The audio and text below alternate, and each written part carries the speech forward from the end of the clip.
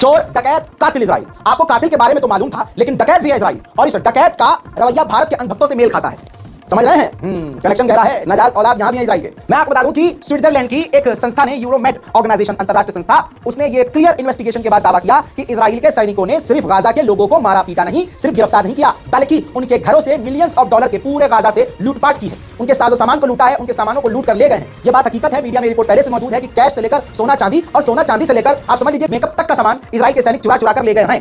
तो दोस्तों क्या साबित हुआ कि चोर और डकैत इजराइल। अब आप कहेंगे भाई हमारे भारत में अंध भक्तों को आप क्यों लपेट रहे हो? भारत में हाल फिलहाल में जहां दंगा हुआ, दुकानों को पहले इन भगवाधारियों ने लूटा, सामान लूटा, और उसके बाद दुकान को आग लगाई। दिल्ली दंगों में भी यही हुआ। पहले मकानों को लूट लिया गया, घरों को लूट लिया गया, जेवरात लूट लिए गए, एसी कूलर फ्रिज उठाकर ले गए, गाड़ियां किनारे लगाकर गाड़ियों को उठाकर ले गए, कहीं कोई बाइक उठाकर ले गया, और उसके बाद लूटपाट के बाद आग लगाई। नेतन्याहू ने इस 7 अक्टूबर के बाद अब ईरान को सबसे बड़ी धमकी दी। 2 दिन पहले ही बोल चुका हूं कि ईरान पर हमले का खतरा मंडरा रहा है। नेतन्याहू ने कह दिया है कि ईरान पर ऐसा हमला करेंगे कि आने वाले समय तक वो याद रखेगा, और अगर हिजबुल्लाह ने जंग आगे बढ़ाई तब भी ईरान को हम बख्शेंगे नहीं। उधर भाई नेतन्याहू ने यह भी कह दिया कि हमास से जंग लंबी चलेगी, महीनों तक चलेगी, और हम हमास को खत्म कर देंगे। इजराइल के चैनल 14 ने बड़ा दावा किया, कहा लेबनान के, साउथ लेबनान के इजरायली बॉर्डर पर हालात इतने खराब हैं कि कोई उसका जिक्र तक नहीं कर रहा है। जितने ज्यादा हालात खराब हैं, मीडिया उतना ही छुपा रहा है। यानी इजराइल के अंदर तक घुस कर लेबनान हमला कर रहा है। उधर आपको मैं सबूत भी दिखाऊंगा, जो खबर बताऊंगा आपके दिल को सेटिस्फाई करना मेरा काम है। हमारी टीम इसीलिए लगातार 24 घंटे काम कर रही है। आपको बता दूं कि लेबनान के हिजबुल्लाह की तरफ से बॉर्डर के अंदर घुसकर हमला जब इजराइल के अंदर किया, तो इजराइल का एक धार्मिक चर्च, जिसे कहते हैं धार्मिक, उनका जो भी स्थल है, वो बर्बाद हुआ लेबनान यानी हिजबुल्लाह के हमले से। देखिए, We're here in the Ikrik Church.